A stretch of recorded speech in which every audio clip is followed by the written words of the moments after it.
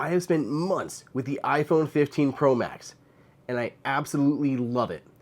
Except for one thing. It was exactly 6 months to the day that Apple released the iPhone 15 lineup. And since then, the iPhone 15 Pro Max has been my daily driver.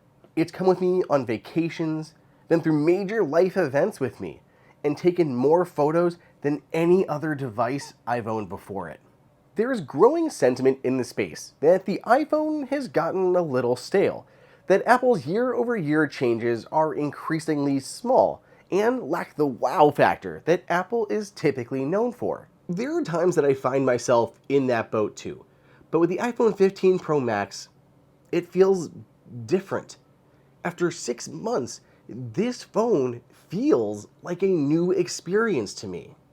It's not perfect, not by a long shot, but I have not enjoyed a phone this much in a long time. For the past few generations, I've been using the 6.1-inch Pro, but as Apple included the better cameras on the 15 Pro Max, I figured I'd give the larger size a shot again. One of the things that caught my attention was how much a difference the titanium made. It's notably lighter and doesn't weigh down my pockets nearly as much as I remember that it did. I also missed the larger screen more than I expected.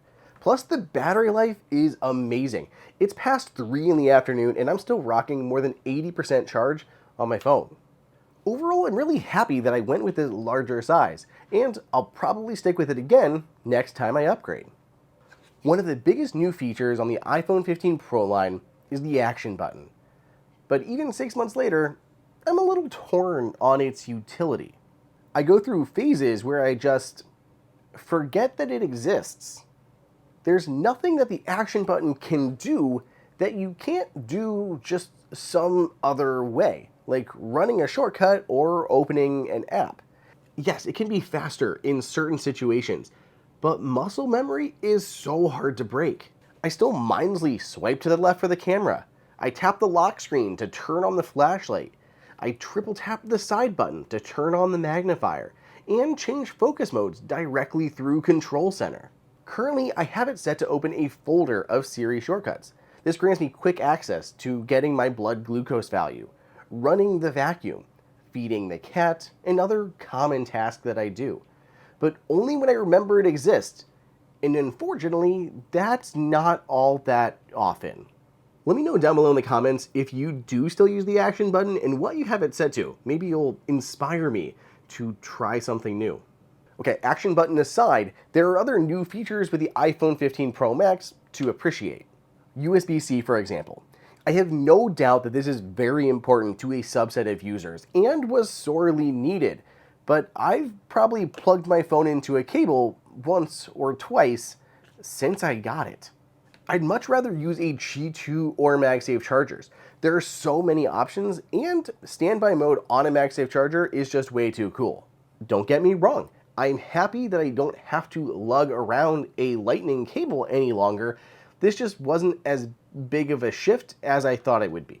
The iPhone 15 Pro is the first time that Apple's built a Thread radio into a smartphone.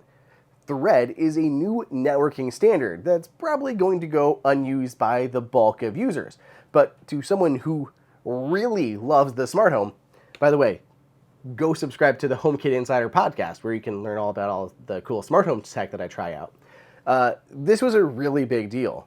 I haven't measured this, but anecdotally, it seems like supported accessories like lights, shades, and smart plugs all respond faster to my commands when I issue them through my phone. The iPhone 15 also just looks better, at least to me. I hated the fingerprint-prone, polished stainless steel found on older iPhones. It was just impossible to keep clean.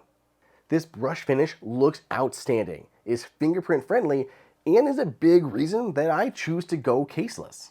Arguably, the most important update to the iPhone is the camera. So let's talk about it. And I also want to tell you what is driving me crazy with this iPhone. But before we do, I want to thank our sponsor for this video, Journey. Ever since Apple added MagSafe to the iPhone, I've been telling people to try a MagSafe wallet. And it may have taken a couple years, but I finally found the one that I might like most. This is the Journey Locate wallet. The Locate wallet is built out of a vegan leather, and it has so many perks. It can hold up to 5 cards. There's a pocket on the outside that can hold 3 with a really easy removal slot there at the bottom, and it opens up where you can hold 2 more on the inside. Plus it works with the Find My app, similar to an AirTag. You can locate it wherever it is, you can get a left behind alert should you leave it somewhere, and has a built-in speaker so you can track it down when you leave it in the gym or your car or just in a pants pocket in your closet. Not even Apple's own wallet works with Find My other than just showing where it was last disconnected from your phone. This one is more like an actual AirTag.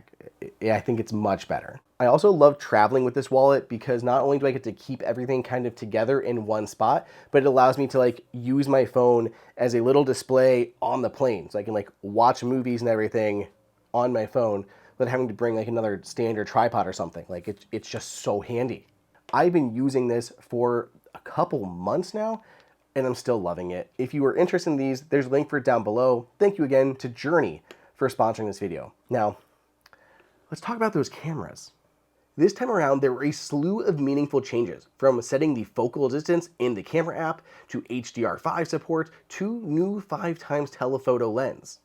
That new telephoto lens is exclusive to the iPhone 15 Pro Max, and is coming really handy. Not only do you get significantly better optically zoomed photos, you now also get up to 25 times digital zoom. Sometimes I use the iPhone as a magnifying glass or a set of binoculars, checking on things that I can't see with my naked eye. Yes, the chickens are all locked up, and the bees look pretty happy today. It's like some sort of new iPhone-assisted superpower. I think what I love most about the new camera, however, is the combination of live and portrait photos. You no longer have to choose one or the other. You can have both. When you take a photo and it detects a human, a dog, or a cat, it'll automatically capture depth data alongside the picture. Especially with a kid, this has been huge. I'm able to snap 10 photos of him running down the hall while still keeping my eyes on him. Afterward, when I look through at the photos, I can choose one action shot to keep as a live photo and maybe use another as a clean bokeh-ridden black and white portrait. To compound all of these camera features, the iPhone 15 Pro and iPhone 15 Pro Max can capture spatial video for use with the Vision Pro. Unfortunately, Apple puts users of its titular mixed reality headset in a bit of a tight spot here. In order to record spatial video, you're limited to only 1080p. This is due to the fact that Apple must use the 12 megapixel ultra-wide lens to capture that stereoscopic image. When the 12 megapixel gets cropped in, it can only capture at 1080p. There are rumors this will change with the 16 Pro, but I don't love that trade-off. These stereoscopic videos do look great though, especially if you don't move the camera around too much. Watching back spatial videos of my son running through the yard are absolutely tear-inducing. They drop you into that moment more than anything else. I know not everyone has a Vision Pro, but I start capturing these videos now in anticipation of buying a second, third, or fourth generation unit down the line. My only gripe with the iPhone 15 Pro Max isn't even exclusive to this phone. It's basically plagued all other iPhones. It's that front glass. Apple says it has some sort of special ceramic shield coating, but it still scratches endlessly. That may be somewhat mitigated by adorning a case, but not even that prevents the eventual buildup of microabrasions that just dance across the display. You don't really see them when it's on, but when the screen is off, they are everywhere, and they drive me bonkers. It's a phone worth more than $1,000, but it gets marred to no end by debris, fabric, and other little things that wind up in your pocket. I have not dropped my phone. I don't put it in my pocket with keys or other items for specifically this reason, and yet my screen is covered in these little scratches. And it's not just a cosmetic issue, it can also hurt the resale value of the phones too.